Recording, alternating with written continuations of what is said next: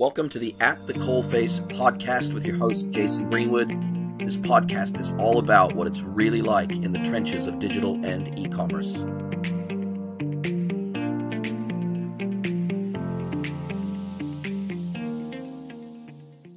Hello, everybody, and welcome to another episode of the pod. It is my pleasure to introduce to you today and bring to the podcast Adam Bouris from Sydney, Australia. Adam, welcome to the pod.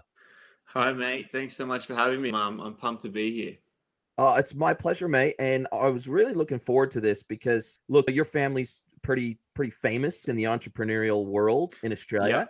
Yeah. Your dad, Mark, your brother, Ryan, and you guys are a force to be reckoned with in Australia. And you're no exception to the rule. You're a chip off the old block, and you've been entrepreneurial pretty much for your whole career.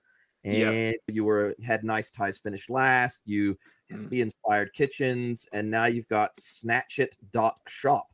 Yep. It's been a bit going on over the last few years for me. It's been busy. It's exciting, mate. And you've been running Snatchit.shop. I didn't realize until I started looking into it. I didn't realize you guys have been running Snatchit for nearly 4 years now. Yeah, so it's an interesting story sort of getting into Snatchit. It did come off the back of Nice Ties finished last. So I started Nice Ties finished last, a bow tie and tie company with a friend of mine in 2016. And I got into this partnership with VaynerMedia, Vayner Sports, obviously Gary V. And that came about via just a DM from Gary. He put a little short story on his Instagram saying, "Hey guys, I'm looking for bow tie accessory company for Vayner Sports," to his 2 million, 3 million followers at the time. And I just DM'd him back. We just started. I said, "Hey mate, I've got bow ties. What do you think?" And he hit me back and he said, "Yeah, man, sounds good. Like, here's Tyler." Put me onto Tyler, his assistant. And we ended up getting into a partnership with them like that, which was wild to think that's how that happened. And went over there and we signed like a 12-month agreement with them that we would supply all of their athletes for Vayner Sports with our bow ties.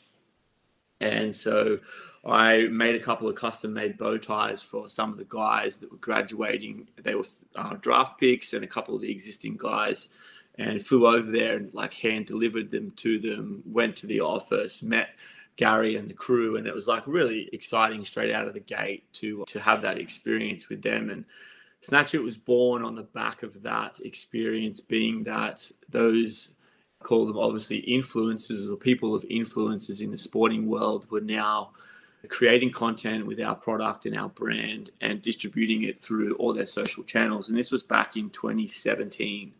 So really, the connection between the transaction and the content back then wasn't as prominent, as anywhere near as prominent or needed as it is now.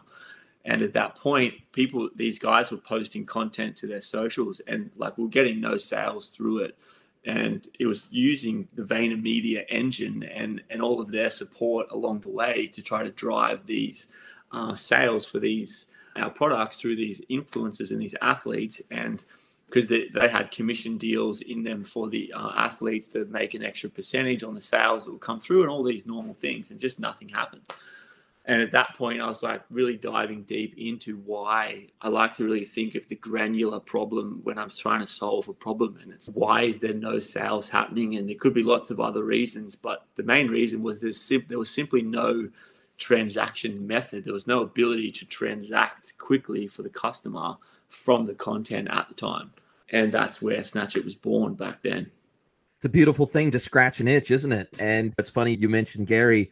I've been following Gary for a very long time. And in early 2018, one of the things that really forced my hand from a content perspective was I got sick of Gary basically smacking me upside the head verbally in almost every single post, kicking my ass into gear, saying, "If you think you're a thought leader, prove it. Put your content out there, put it out there and open it up for critique and feedback. And let's just see, put your money where your mouth is." And Gary is the master of putting his money where his mouth is from a content perspective. So I think that regardless of whether you agree with Gary's approach or his hustle porn culture or anything like that, regardless of what you think of him as an individual, you cannot argue with his work ethic, and you certainly can't argue with his ubiquitousness. So I understand from your perspective, hey, look, this was a golden opportunity to tap into his ecosystem but then where does it go from there? And if we look at Snatchit, the platform, I've done a little bit of research and tried to do my homework on the platform, and I'll describe it, and you tell me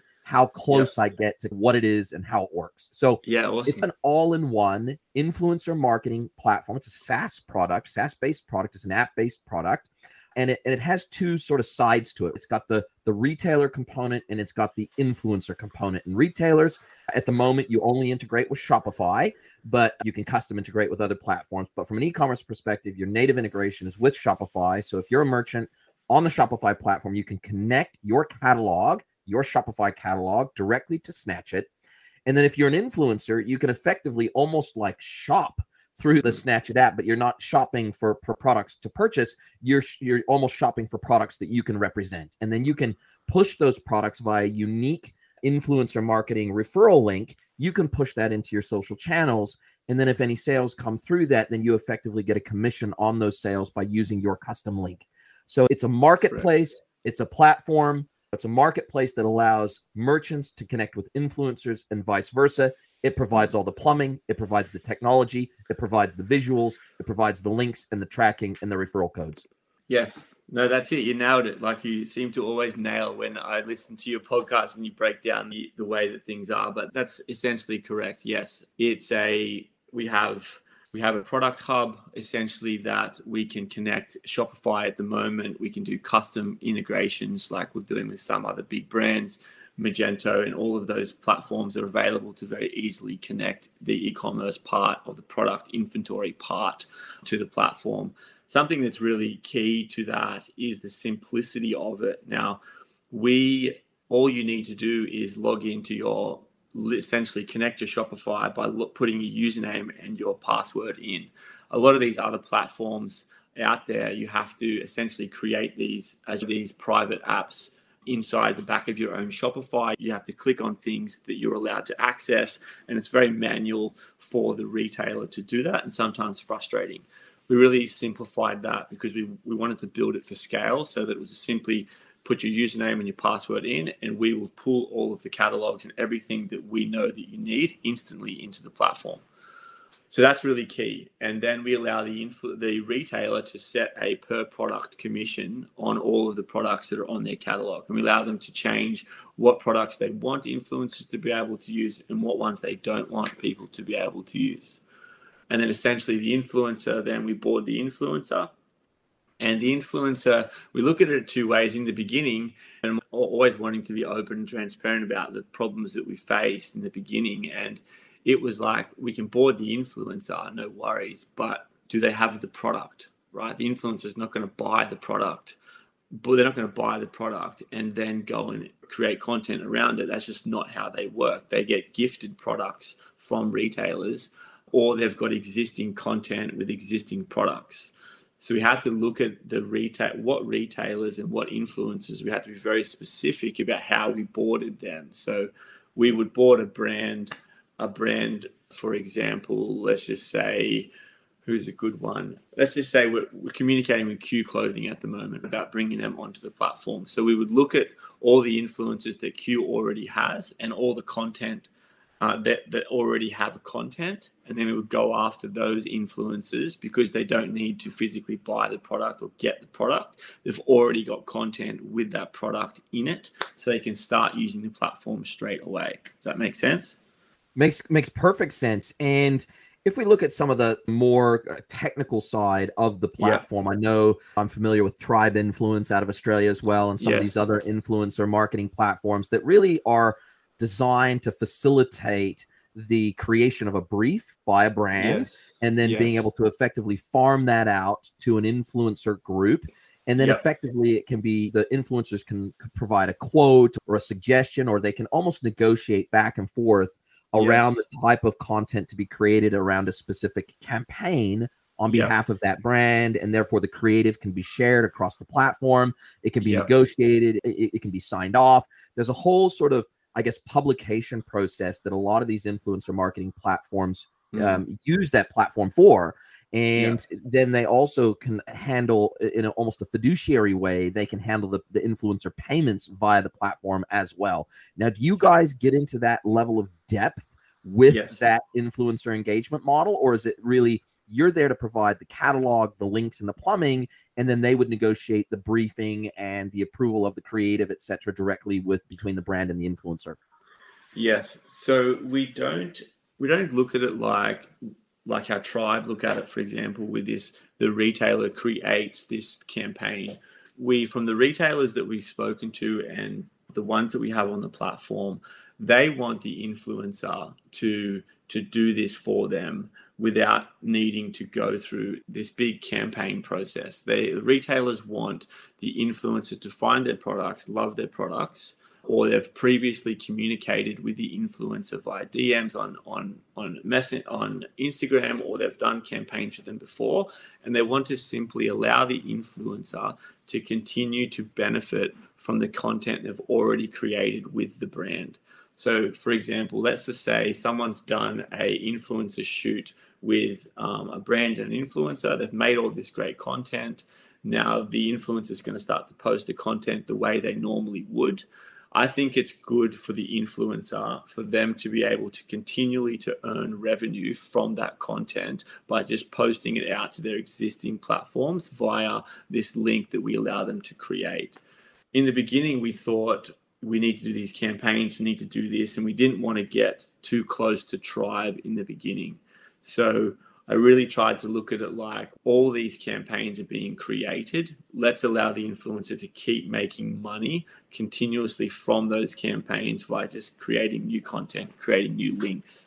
And to answer the second part of your question, with the payment side of things, the influencer will earn a commission from the sale, for example, and they can just automatically within the app just hit cash out, and we'll transfer that money into their account instantly. So we do handle all of that clunkiness that does happen in e-com when a brand and an influencer have negotiated a 10 or 15% commission for something.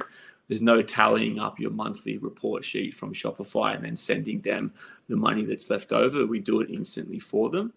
And the other big layer on top of it is it's not just single brand to single influencer. We can allow the influencer to use multiple brands' products inside one piece of content and then generate a sale for the 5 different brands with 5 different products from one piece of content. So that's a big difference. The universal cart that we've built is really the big difference for those other platforms. Wow, that's a pretty cool feature. I really like that. Now, how do you see this? There's probably 2 questions, and I'll start with the first one, and I'll jump into the more technical one. So how do you find that most of your influencers are leveraging the link functionality that you guys already provide? Because as we know, Instagram doesn't support links in posts unless you're a business account and you're paying for an ad that can have a link in a post. So what we find is that the larger influencers who can have a link in their stories by swiping up, because obviously you've got to have a certain number of followers before you can put a link in your stories or a link in your profile, right? A link in your bio. So is that how you're finding that most of your influencers are leveraging your links? It's either a link in a bio or it's a link in a story? Yeah, definitely. So the other part of it for the influencer is as they're creating these pieces of content, we store them in the influencer's profile inside Snatchit. So they can create 15, 20, as many pieces of content with all these unique shoppable links in them in one place. That one place has its own URL, right? Where they can send that URL out or put it in their Instagram bio, as you said, and revert them back to their whole profile of shoppable content. So that's where majority of them are putting that URL back to their profile in their Instagram bio, absolutely.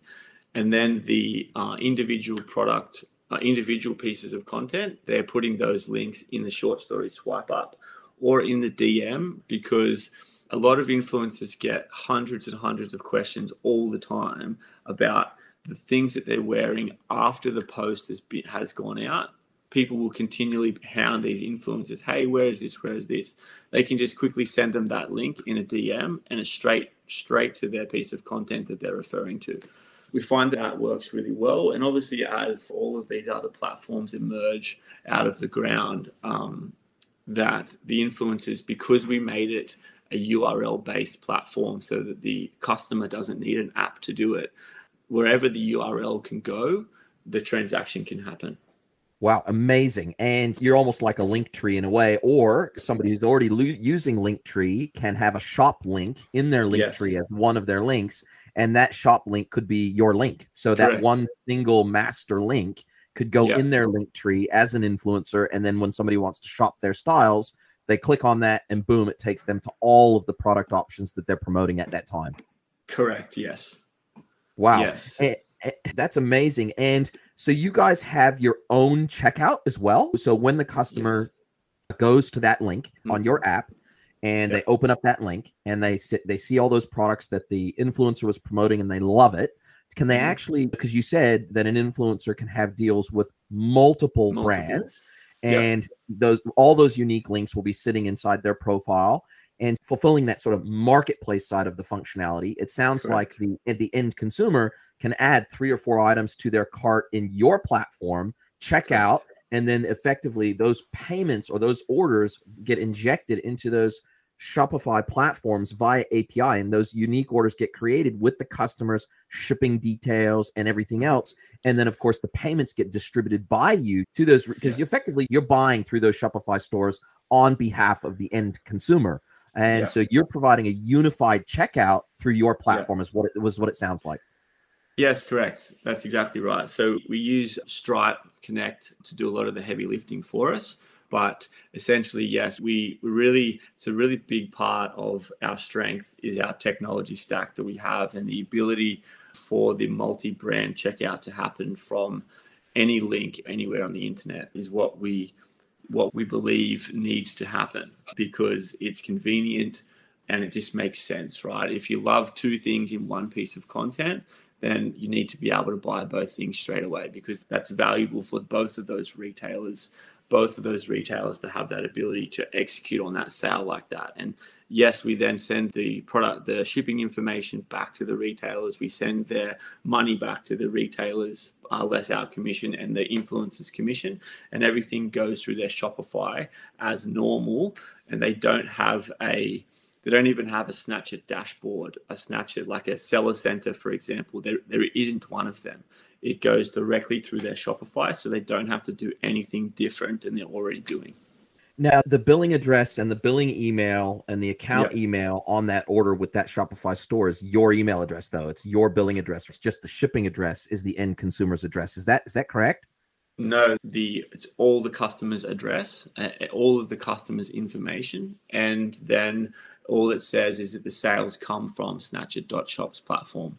Okay, cool. So that means that effectively you're not pulling an Amazon and hoarding all the customers' details and information and only giving the delivery address to the merchant. The merchant gets the same level of detail from the customer to add to their CDP or their customer database or their segmentation or whatever the case may be. They still get that same level of data access that they would if the customer came and shopped directly on their website. Absolutely. That's it. And we believe it's their customer more than it's our customer. Yes, we have the data as well, but it makes it's fair, it's right for that retailer who's done the work to build the product and build the relationship with the influencer, and for the influencer to execute, then it makes sense for everyone to win in that scenario.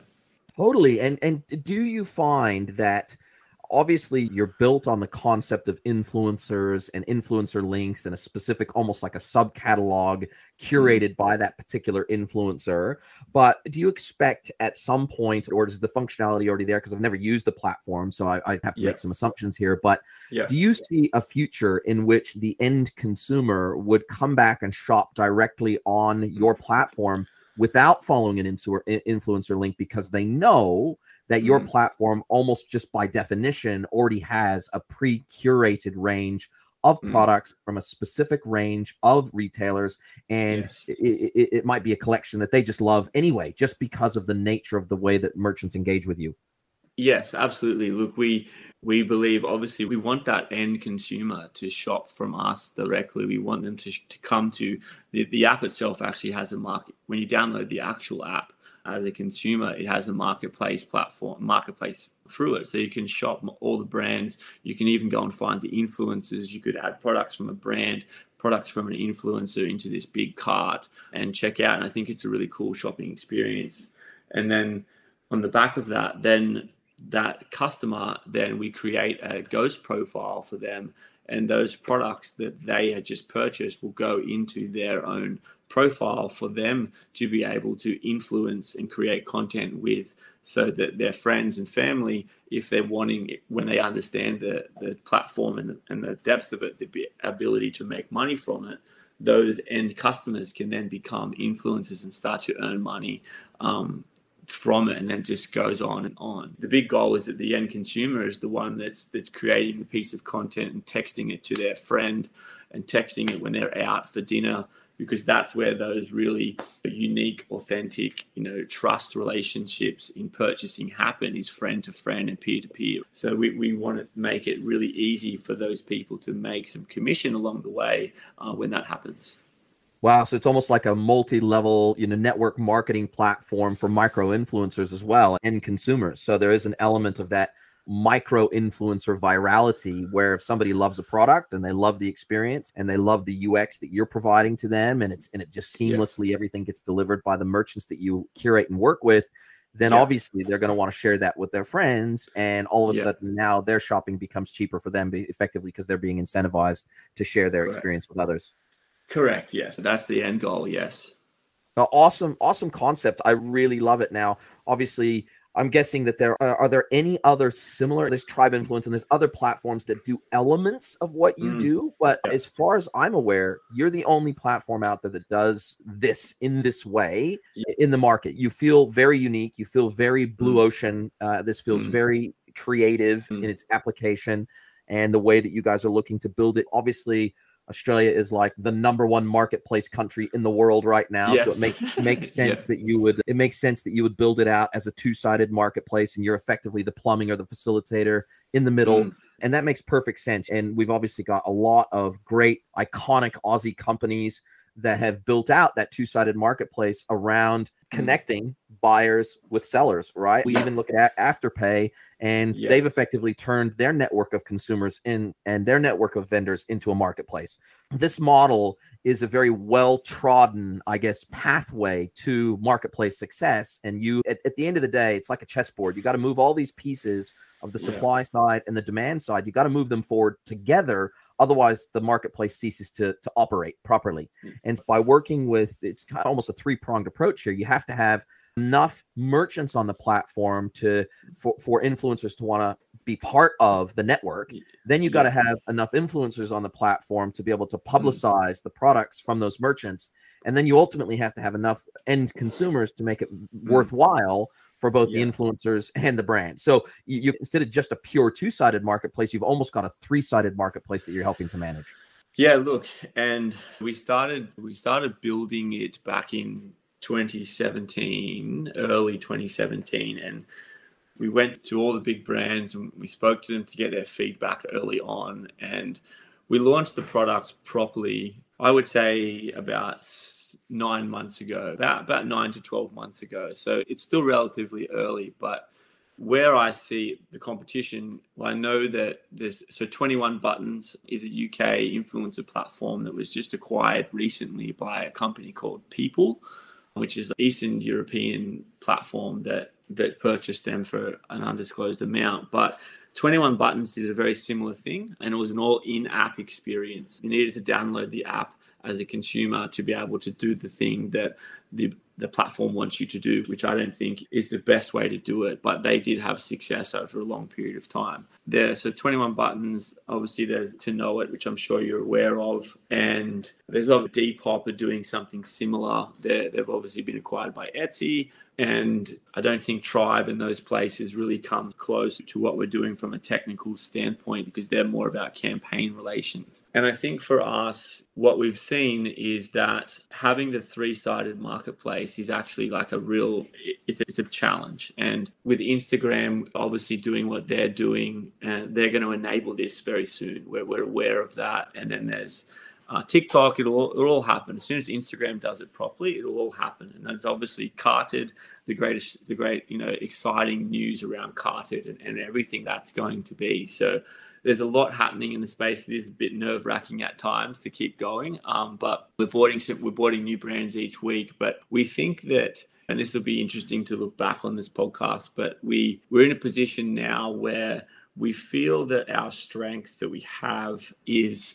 in our technology and the ability to apply the technology to bigger platforms, because the traction that we need to get the three sides going it's a real uphill battle that takes a lot of work and a lot of funding and a lot of really key people in it. So right now we're at a turning point, we're at a pivot point, and we're in talks with a few other bigger brands, bigger companies to apply our technology to what they're already doing. Lee from Browse, who's the one that connected us together, working with them closely to amplify their product stack and use our technology to help them do what they want to do, as they already have traction there. So as the Browse platform is the one-to-one video conferencing for retail appointments online, we're looking to allow that to happen from an influencer's perspective, so it can be one to many or one to thousands, and allow that same live Zoom to happen through the multi-cart universal checkout from anywhere. So that's where we're heading at the moment. It's a big 360, but sometimes you have to have a look at everything that's going around, see where you're at, and apply your strengths to where they need to be. Love the fact that you're avoiding tunnel vision. And I think I love what Lee's doing over at Browse. I've had him on the pod as well recently, and they've had to do multiple pivots. I remember back in the day when I first met him, and he just pivoted out of a marketplace into what became, the future of Browse. And then they've obviously had to pivot and bring in the remote Zoom function into their platform. So they're continually evolving. They're continually mini pivoting as and when required to meet the market where it's at. And it feels like you're taking very much an iterative approach, just like they are. And it makes a lot of sense. Now, do you consider yourself a global company? Can you work across any Shopify site in any region, any currency? I mean, obviously Stripe's on a multi-currency platform, but I'm guessing that you primarily focus on the English-speaking countries, English language Shopify websites, and I'm guessing all the major currencies that Stripe supports. But do you have any sort of geographic focuses, or are you Aussie-centric, or do you think, hey, we're pretty much a global platform and we're looking to be even more global in the future? Yeah, look, we see ourselves as a global platform, absolutely. We can support. When we first launched the platform, we turned it on to every English-speaking language. That was like day one, before we'd even had any retailers on the platform. And it was really before we had launched, what Snatchit is today. We had this global vision from day one that the world wants to use this. So yes, we consider ourselves as a global company. Right now, it's easy for us to focus here in Australia and communicate with the Australian retailers and the Australian customers very easily. But I'm a person that I see the big vision really clearly. And if we go down the path with Browse or different places, then, as with commerce essentially opening up to the world, it's cross-border. There's no barriers anymore. It doesn't matter who you are or where you are or what you're doing. If you have an e-commerce site, you sell globally. So I just think it makes sense when you're setting up these businesses to have that big vision in place. At least it allows you to build structure underneath yourself and allow payments and all these different things to happen when it does happen globally for you. So I do believe that we're a global company, and whichever way it goes, I think that we have a really strong place in the market. It's just finding our right niche at the moment that's going to be the exciting new pivot that happens. Couldn't agree more. Now, from a financial perspective, are you guys bootstrapped? Have you taken outside VC investment? How does Ryan fit into it? As I understand it, he is primarily working on the CX side of the business and the UX side of the business. So how is the business sort of structured, and how do you manage your development? Is it a distributed team? Is it in-house team? Is it a contract team? How are you structured as a business? Yeah, Ryan and I are brothers, and we bootstrapped the funding for it the whole way through it, really. And our development is done. We have a subcontracted development, but the owner of the subcontracted company is actually one of the shareholders of the business, and he holds some weight in our decisions. So it just made sense for us to have him on board. He's been with us through other projects from the beginning. He's a great guy, but as we didn't have early traction, we couldn't pull him away from his role, and it made sense for us to keep him on board that way. So that's how the development is structured. And Ryan and I, so Ryan's really good at breaking down processes. He's really the one who figured out the universal cart in this scenario for us. And he's also the one who decided to put it into a URL as opposed to a two-sided app. So he's very clever in that sense. And he doesn't have an e-commerce background. He just has a project management platform background that allows him to think this way. So he's really good like that. We were in the middle of a round of funding recently, and obviously we timed it poorly with Carded doing their same round of funding at the same time. So we had similar conversations with the same VCs, and everyone said, look guys, this is amazing, we love it, we've just jumped in with Carded, come back to us in a little bit of time and we'll have another chat. We're at a position now where we're probably going to look at doing a funding round at the start of next year, but it's all a bit unsure at the moment in our mind, as we're not sure exactly the direction we want to take this. So I can't put down a deck and a presentation about something I don't know if I'm completely committed for that direction on. We do have some great advisors and great people around us and great support from some substantial people in e-commerce, and they're all backing us in to make the right decision when the opportunity presents itself. So we've bootstrapped it ourselves for 4 years. My brother and I, we put about $400,000 into it to build it, which I had a previous business and sold. So I made some good money from that to be able to do that. But yeah, that's where we're at with the financial side of things. And we're continuing to push forward and bring retailers on and bring influencers on, but we're not doing any loud marketing and loud exposure stuff at the moment. Makes sense. Obviously, there's a lot of scuttlebutt in the industry about what the social platforms are going to do themselves and how that might impact you. So it makes complete sense. We've got Instagram shops, we've got Facebook shops, we've got TikTok recently releasing its shopping functionality, but not in-app purchasing functionality, despite the fact that Douyin has it in China. So they're all heading in that direction. But man, I tell you, Western social media platforms and apps just are so clunky when it comes to commerce. It's actually shocking.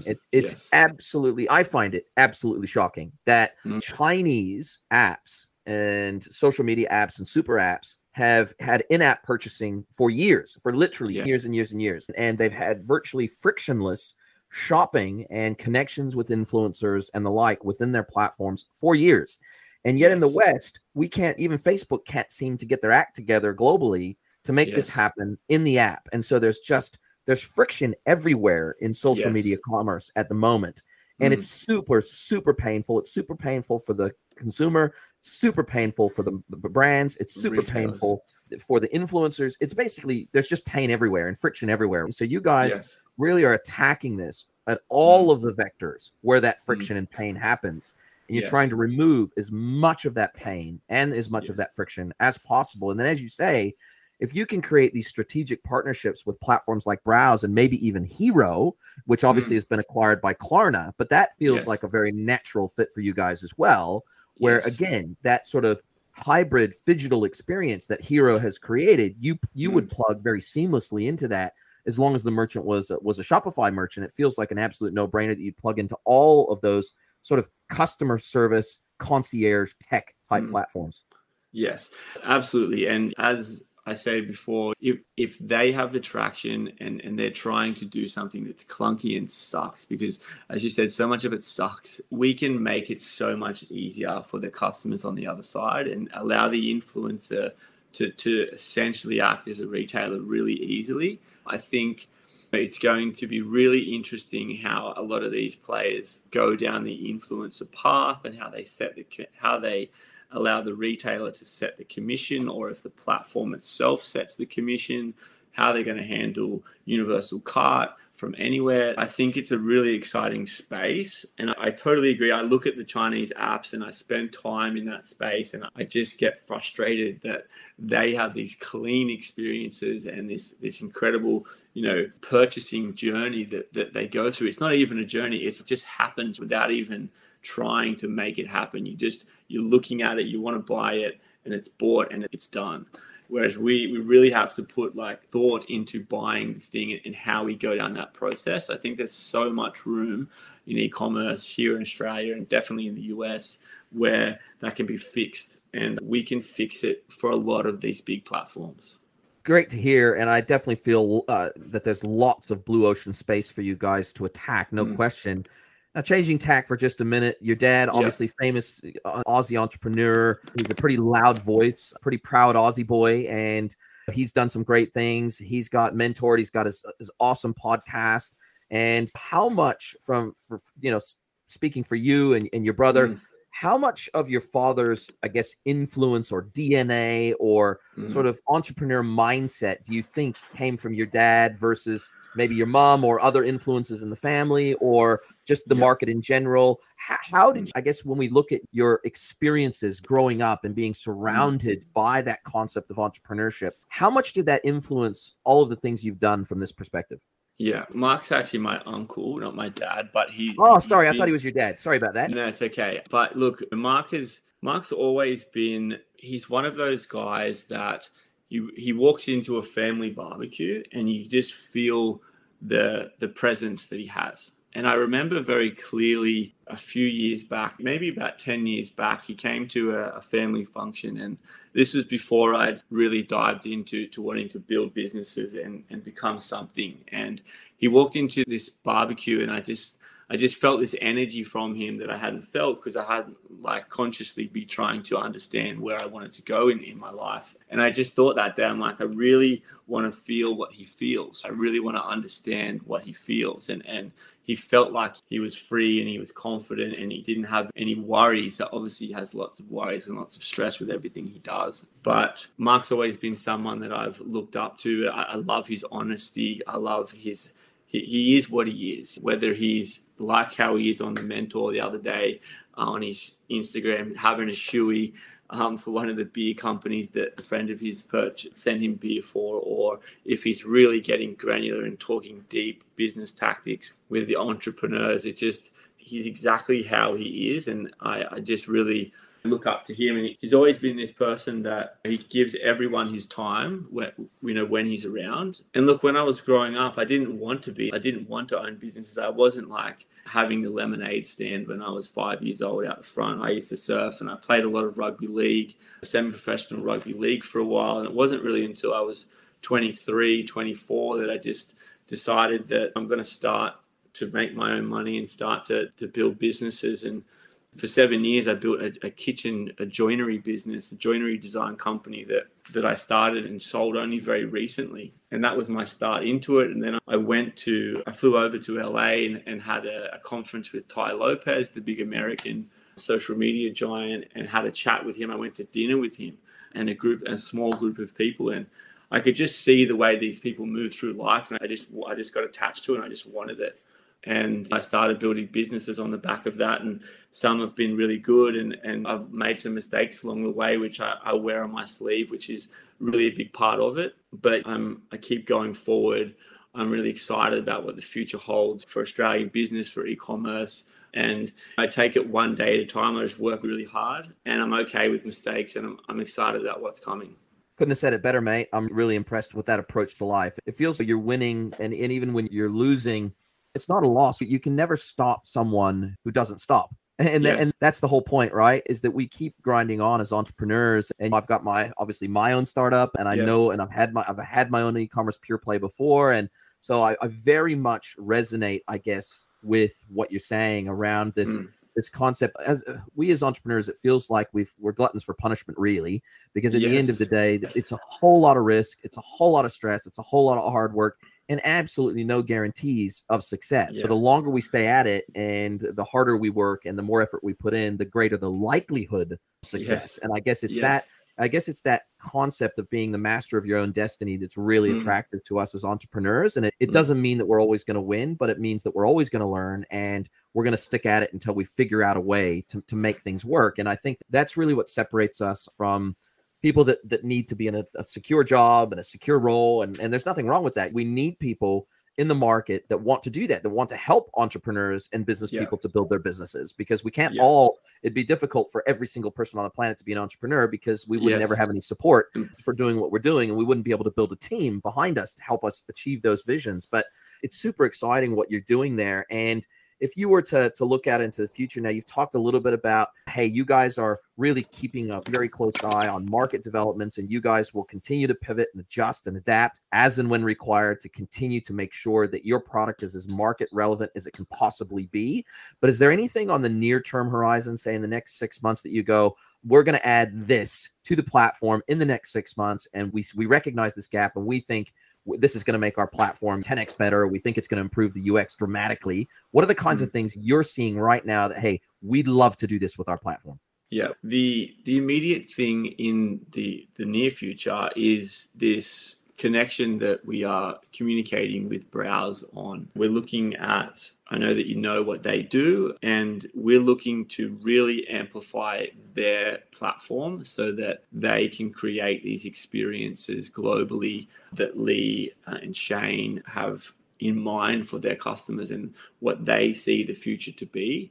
A lot of retailers want these influencers to do these things, right? But sometimes the influencer doesn't want to do the thing that the retailer wants them to do. So that's where our platform struggles a little bit, in that we see that the influencer should just want to do this. And I think that's a mistake from us.